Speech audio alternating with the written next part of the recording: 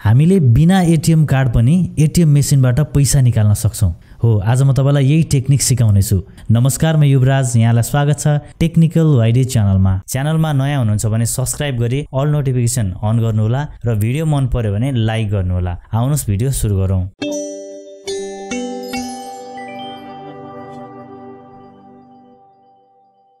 सबैभन्दा पहिले चाहिँ यहाँले आफ्नो मोबाइल बैंकिङ एप्लिकेसनलाई चाहिँ ओपन गर्नुपर्ने हुन्छ।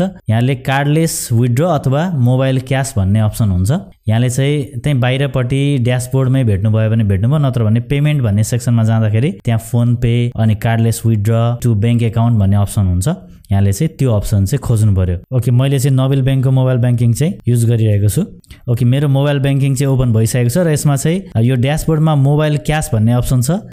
यो ड्याशबोर्डमै पनि छ, नत्र भने तपाईले सेन्ड मनीमा क्लिक गरेर यहाँले चाहिँ पाउन सक्नुहुन्छ त्यो अप्सन। ओके, मोबाइल क्याशमा क्लिक गरेँ मैले। अब यसमा अमाउन्ट टाइप गर्नु होला, तपाईलाई कति अमाउन्ट झिक्नु पर्ने छ र त्यसपछि रिमार्क्समा यहाँले जे लेखे पनि हुन्छ। यहाँ म विथड्र मनी लेख्दै छु र त्यसपछि प्रोसिडमा क्लिक गर्नु होला।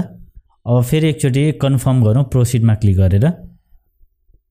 ओके, अब तपाईले यसमा चाहिँ आफ्नो 4 डिजिट पिन चाहिँ इन्टर गर्नुपर्ने हुन्छ। 4 डिजिट पिन इन्टर गरेर चाहिँ नेक्स्टमा क्लिक गरौँ। ओके, ट्रान्ज्याक्सन सक्सेस देखाइरहेको छ। Transaction success, your cardless cash withdrawal request has been successful. You will receive one time password OTP in your mobile number. Kindly visit Nabil bank ATM for the cash withdrawal भनेर यसरी message आएको छ। One time password OTP valid for 30 minute भनेको छ। अब त्यसपछि यहाँहरुको मोबाइलमा OTP code आउँछ र त्यो ओटीपी कोड लगेर तपाईले चाहिँ एटीएम मेसिनमा चाहिँ इन्टर गर्नुपर्ने हुन्छ।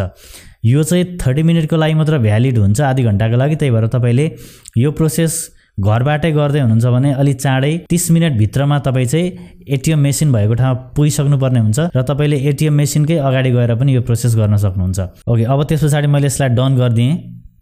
ओके, यो चाहिँ नबिल बैंकको एटीएम मेसिन। अब यसमा चाहिँ एउटा अप्सन छ कार्डलेस विथड्र भन्ने, यहाँ अप्सन देखाइरहेको छ। यो कार्डलेस अप्सन चाहिँ 4th लाइनमा रहेको छ, त्यही भएर यो 4th बटनमा क्लिक गर्दैछु मैले। ओके, कार्डलेस विथड्रमा क्लिक गरेँ मैले। ओके, अब त्यसपछि चाहिँ कृपया दर्ता गरिएको मोबाइल नम्बरमा प्राप्त एक पटकको पासवर्ड ओटीपी थिच्नुहोस् भनेको छ। हामीले चाहिँ हाम्रो जुन मोबाइल नम्बरमा आएको ओटीपी छ त्यो ओटीपी चाहिँ यसमा लगाएर कन्फर्ममा क्लिक गर्नुपर्ने हुन्छ। ओके, म चाहिँ यहाँ आफ्नो ओटीपी इन्टर गर्दैछु।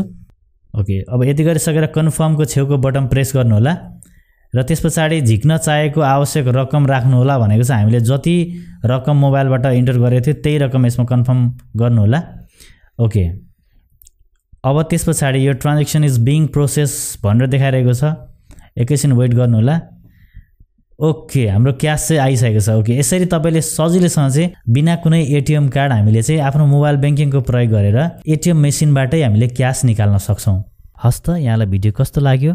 यहाँहरुको सल्लाह सुझाव कमेन्ट गर्नु होला र फेरि अर्को भिडियोमा भेट्ने बाचाका साथ आजलाई भने म बिदा चाहन्छु। हस् त, नमस्कार, ह्यापी ब्राउजिङ।